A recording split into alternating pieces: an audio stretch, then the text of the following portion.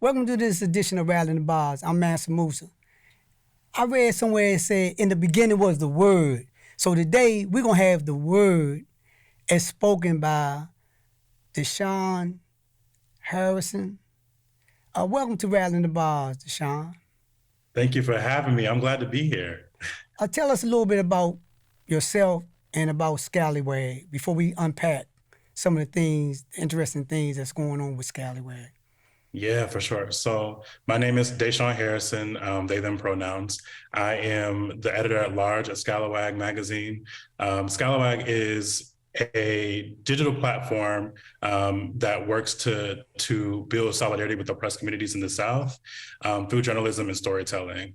So a big part of what we do is we want to use our platform and our work, our writing, to shift the narrative around oppressed communities and to sort of take back the power that oftentimes is kept in the hands of few, right? So we do that through being in right relationship with our communities that we write about, that we talk to, that we build with, through community-driven reporting, through developing or creating outcomes that best benefit folks in the South. So we do a lot of really important work, I think, with the South in mind, because we know, or we think that, a liberated South is a liberated world. That's right. That's right. We're trying to build a future that matters, that benefits us. Okay, so we recognize what you're saying in terms of Scalawag and developing a media outlet to give voice to the voiceless, and also to shift the narrative around poor and oppressed people. Y'all have a project called the Abolition Project. Yes. And okay, tell our audience about what the Abolition Project is. Yeah, so it's tentatively called Project Abolition, but it's going to change a bit. As we develop more of the project, some things are going to shift. But what Project Abolition is a year-round effort geared towards disrupting and shifting the way that policing and abolition in particular are covered.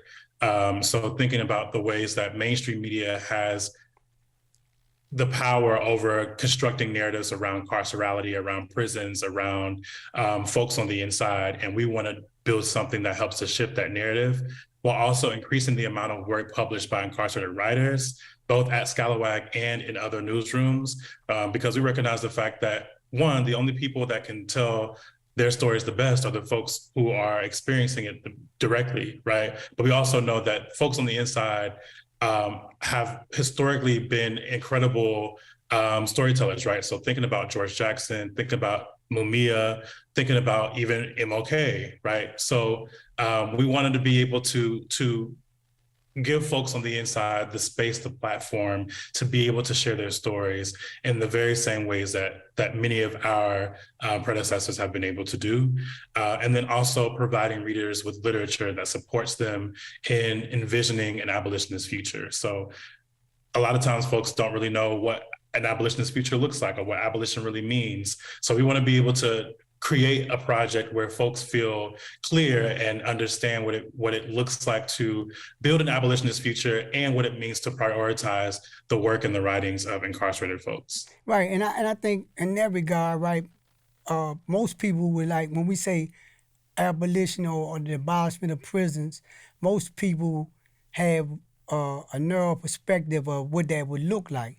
Right. Explain to our audience, if you can, what that means. Yeah. So I think a lot of times, folks get really confused about what it means to abolish prisons. And what it means is exactly what it sounds like, right? To destroy the very things that keep folks caged. And at Scalawag, we are thinking about not just the physical prison, right? We know that the four walls are things that keep folks caged, but we also know that prison is expansive, right? That it expands to open air prisons, right? So folks who are in Gaza, in Palestine, folks who are experiencing what it means to be living in open air prison. Black folks, poor folks living in hyper-surveilled neighborhoods, right? Things of that nature, destroying the very things that keep folks caged, destroying things like gender and class and race, and the very things that lead to people being subjugated, people being oppressed, people being marginalized within the world. And I think that, people oftentimes think of that as an idealistic thing, right? Something that's impossible to do. But I think that on a much smaller scale, we are witnessing on a daily basis abolitionist communities, right? Folks who are finding ways to build relationships with folks that they're in community with to avoid reproducing punitive or carceral response to violence, avoid reproducing or having to call on the police for mental health crises and things of that nature. And so we just want to be able to map that out and create a larger platform to share those stories with people so that they know that it is a possibility. And I think in that regard, when we witness like the justice restoration movement, we witness like you say that in most cases, I think the Sentencing Project is doing a thing called 50 years in the wake up, and they saying that 50 years ago, what we see now, this bohemia that is the prison industrial complex, which is a new form of slavery, that the engines will start getting revved up 50 years ago. So 50 years ago, they had made a concerted effort through laws, blood-sucking acts, police brutality to get people positioned in prison. Now, I think I want you to talk about at this juncture how these storytellings, wherever they're coming out of, the space they're coming out, but more important, the spaces coming out of the prison, how do you vision these storytellings helping to shape the narrative of abolition? Yeah.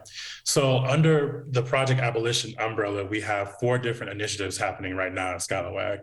The first one being Week of Writing, the first initiative of that being Stop Cop City. So for folks who don't know, Atlanta is in the process of trying to build a literal cop city, that's right? That's right. A forest. And so there's a lot of efforts on the ground to stop Cop City, to destroy that as a possibility. And so we're going to be bringing on folks for a full week who have either been organizing on the ground around this issue or organizing in Atlanta in general, or who are just Atlanta residents who want to talk about what they feel around Top City, right? So that's number one. Then we have Abolition Week, where we'll be producing content for 2 weeks. It's actually Abolition Weeks at this point because we had a lot of submissions from folks, but producing work from folks who are incarcerated as well as people who are in Palestine, right? About what it is like to be living on the inside, right? So sharing narratives from people who have a lot of important things to say, who just have not been given the space to share. That's right. And then we also have what we call the Press in Prisons. That was an initiative started by Scalawag back in, I believe, 2019, where we wanted to be able to give the media an understanding of how to be able to, one, write about incarcerated writers, but also how to get narratives about abolition on the inside. So developed a handbook around that, as well as different trainings for media folks to know how to engage folks on the inside. And then we have what we call Pop Justice, and that is sort of interrogating a lot of mainstream TV shows and movies that produce propaganda that keep us from wanting to fight against the carceral systems. And so all these things together are a part of what we call Project Abolition. And I'm excited about it because I think that it gives us the space to, one, have incarcerated writers not only share what it's like to be incarcerated, but also share stories that are completely unrelated to their being incarcerated, right? We know that folks on the inside have a multitude of experiences. They have a multitude of knowledge, right? And we want to be able to give them the room and the space to be able to share that knowledge that doesn't just start and stop at, I'm incarcerated and this is why. So I'm excited about that, being able to, in many ways, sort of just shed light on on the multiplicities of the folks on the inside. And you know what? And I then like also talk about abolition. Go ahead. and I know I'm not interrupting, but I like that. I like y'all strategy because I recall that back in the '70s when Angela Davis was locked up, they put out "If They Come in the Morning" by Angela Davis and other political prisoners. But what it did at that juncture, it shed light on one, the abuses that was going on in the prison industrial complex. Two, the intellect of the writers that was at that time. We recognize Angela Davis' popularity, right? But and we recognize George Jackson's growing popularity. But they had other writers in there that was locked up, and I like the approach about how you're talking about the media. And because I was talking to someone, they were saying about, I think it's Creed 3, and in the Creed 3, the narrative that they was painting about the way the prison was. And they I think if I'm not mistaken, sanitized the image in order to create the narrative of this individual coming out a certain kind of way. But when you got people, like yourself and other people in media, like giving instruction to me how to go in and get a conversation and had a conversation and had the narrative unfold. If you're in the journalism, your search is for the truth. So as you search for the truth, and you get in front of someone that's been in prison like 48 years or been in prison like 30 years, and they talking about or they wrote about the relationship between they and their children, how they raise their children in prison. And then you look at where their child at now, their child a old scholar, or their child graduated from Morehouse. This is a story that needs to be told, and not only should it be told, but it gives credence to the person that's raised that child. It helps society to understand that this person has a worth. So this is a good thing that you're doing. Talk a little bit more about how y'all go about like organizing your activities. So of course, as you know, a lot of restrictions and censorships happen on the inside with folks who are incarcerated. So a lot of times we'll be able to communicate with folks via email, but then a lot of times we have to do things through snail mail, which can sometimes, of course, slow down the process. So what we try to do is get things as far out in advance as possible, so that we're able to make sure that they feel comfortable with the edits that are made and the changes that happen to their stories, so that we're able to get their stories online, not censored, but in a way that honors the fact that they can't oftentimes get to us in a quick fashion like a lot of people can. So we organize it in that way. We communicate very frequently with folks' families, or folks who are on their J-Pay and things of that nature, to make sure that we're able to contact folks and be in contact with them while we're navigating the editorial process. And then also always paying writers, as we always pay our writers unless they ask us not to, because there's also restrictions around that. Right. But we always want to make sure that folks have money on their books, that folks are taken care of for their intellectual property that they offer us. So we do that as well.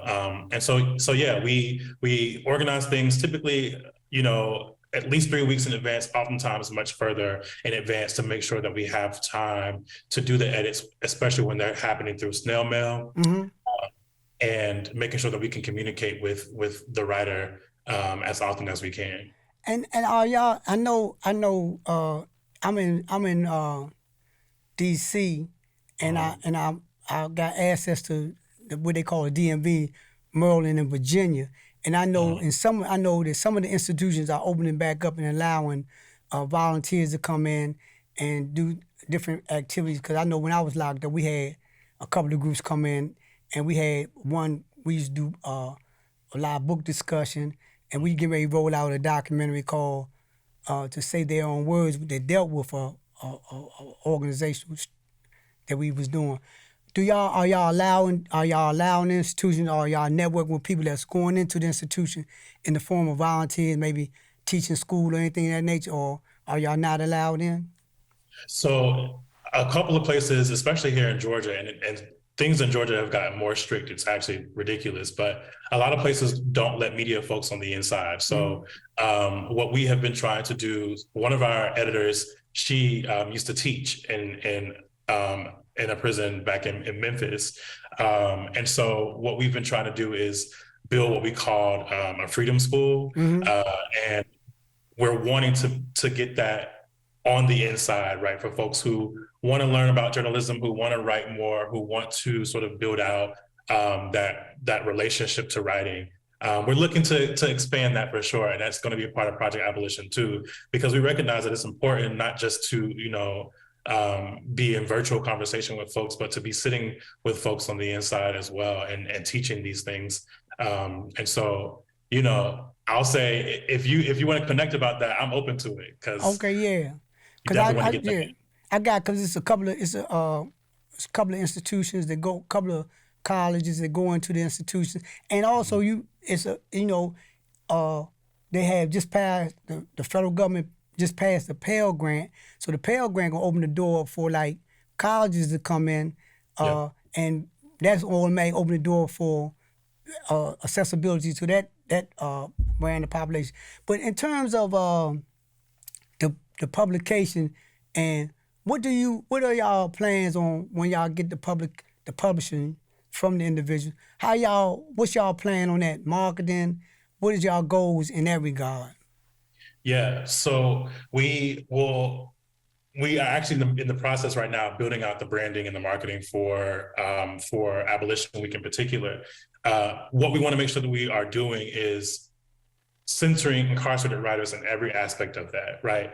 So a lot of times mainstream media in particular they'll use particular images and things to sensationalize what's happening. We don't want to do any of that. We want to make sure that what our branding and marketing looks like is true to the folks that we're publishing. And so we talk at great length with writers, with their families, and with folks on the inside of our org to determine what marketing and branding should look like. And for now, what we do have is that for that 2-week process, we'll be developing different media illustrations, et cetera, to be able to sort of be clear that all the writing is from incarcerated writers, and to censor perhaps some of their artwork, some of their photography, et cetera, for those who want to not be anonymous, because of course there are some folks who want to remain anonymous as well. Right. For those who don't, we want to be able to censor their artwork and their photography and their sort of artistic skill, because for us, it's not just about the writings, it's about being able to censor and prioritize the folks on the inside in general. So if you're not, the best writer, but you do create art, we want to publish that as well. So right. We're building marketing and branding right now that feels very authentic and real and doesn't sensationalize the experience, but honors who the folks are that we're publishing. All right, let me ask you this here. In terms of opposition, I know that and it might be a general policy in the United States of America, but I know in specific in Maryland, state of Maryland, they had prohibitions from prisoners writing and profiting from their writing. Yeah. And they had other restrictions. Do you foresee being confronted with this, or have y'all already been confronted with this? We have. So yeah, there have been some instances where we have not been able to. We're in our communications with writers, we can't directly relate to them that we're going to be paying them, right? That'll be a conversation that happens to their family or I got you. Yeah. So we try to honor that. We have come across that in some instances, but for the most part, it hasn't been a huge issue, which I'm grateful for. But we still on the lookout for it just in case. And okay, let me ask you this here, and this going right back to again to the victims of.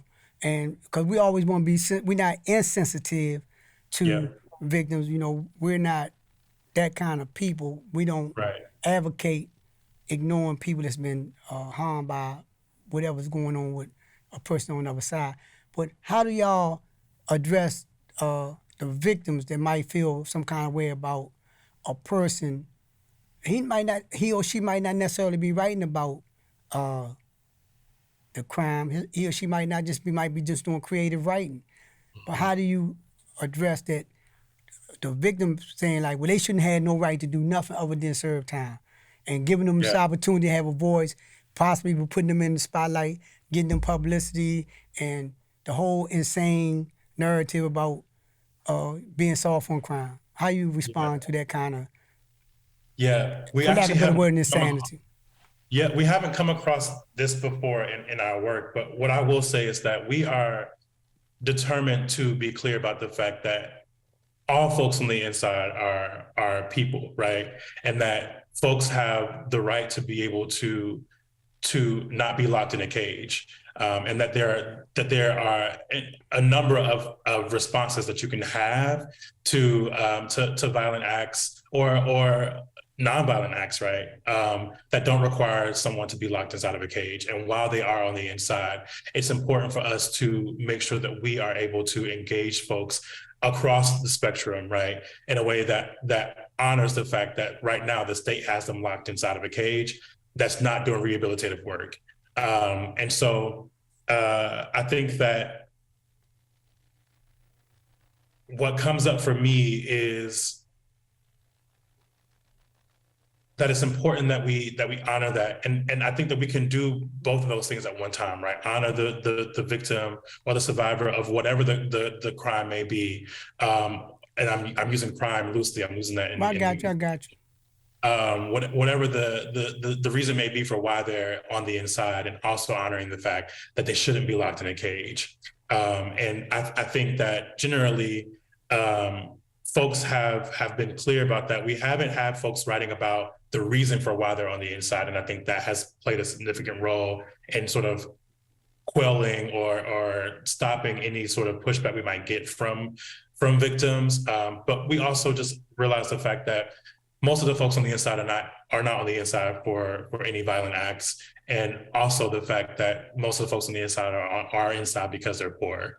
Right. And a lot of crimes that happen because of poverty and anti-Blackness. And so we honor that, and we are clear about that in our analysis.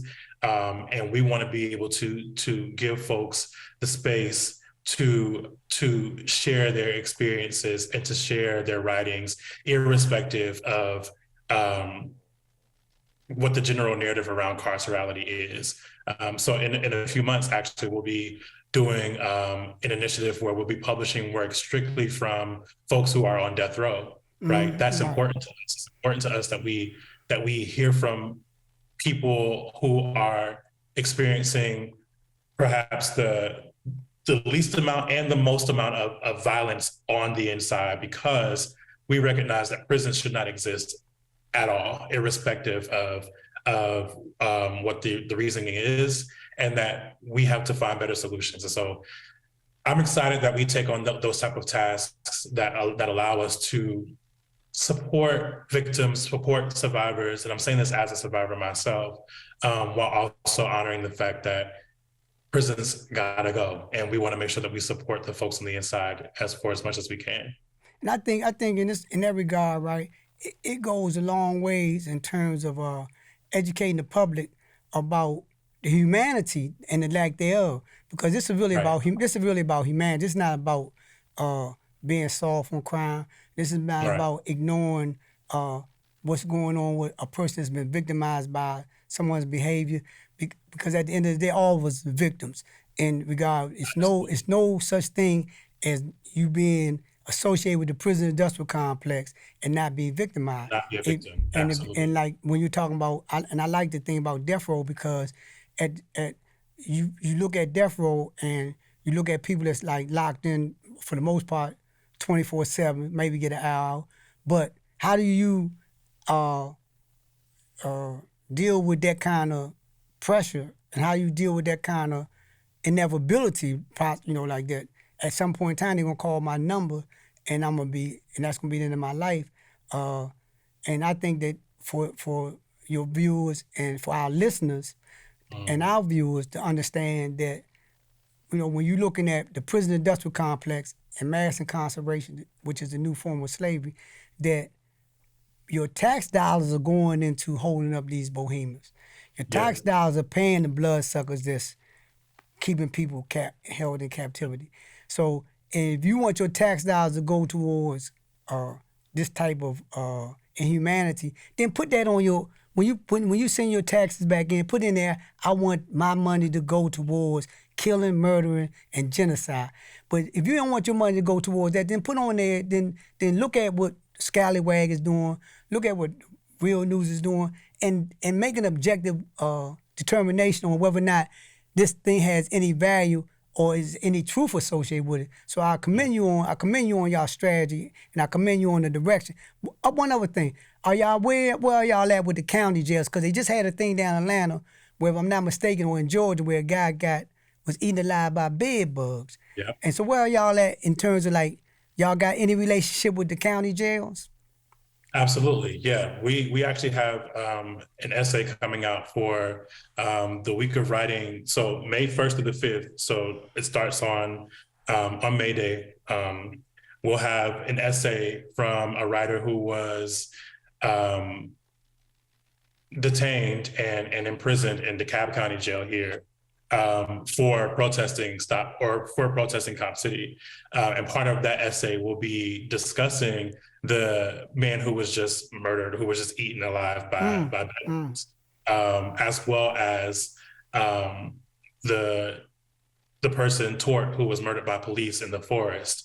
So yeah, we're very much involved with folks who are county jails as well, particularly because we have over 40 people in Atlanta who have been arrested on domestic terrorism charges, and so we're connected to a lot of folks who are impacted by the system in different ways, right. County jails, state prisons, because that's important to us. And you don't hear, and I'm glad you brought that up, because you don't hear about people being locked up, 40 people being locked up for domestic terrorism. You don't hear about a person being bitten. It only gets coverage and only gets a lot of attention if another media source picks it up outside of the mainstream media, and then it gains traction from that source and those sources that's in that space.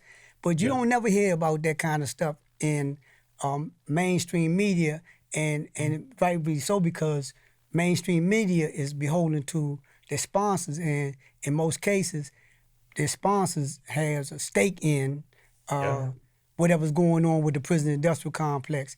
And all right, what do you want to tell our audience as we close out? What do you want to tell our audience about going forward, Scalawag going forward? You got the floor. Go ahead and make your case. Yeah. I just want to say, that I appreciate the work that y'all do here at Real News at Rattling the Bars.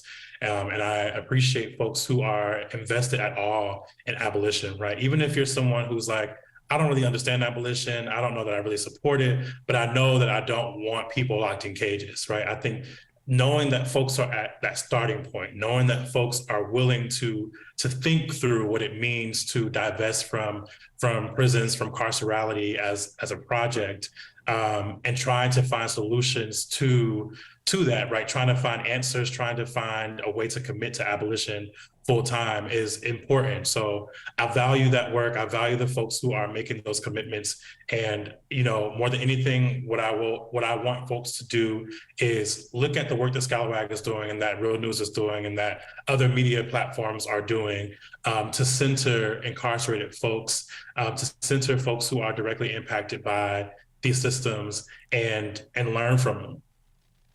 There you have it. The Real News, Rattling the Bars, Deshaun Harrison, Scalawag, doing remarkable work. You're only getting this information from Rattling the Bars and the Real News and Scalawag. These are the media sources that's bringing you the real news and making you aware of those things that's going on within the prison industrial complex and in America in general and the world overall.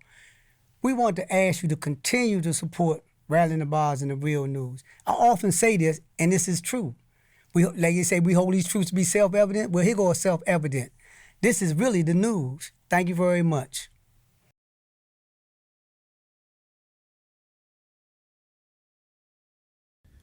Thank you so much for watching The Real News Network, where we lift up the voices, stories, and struggles that you care about most. And we need your help to keep doing this work, so please tap your screen now, subscribe, and donate to The Real News Network. Solidarity forever.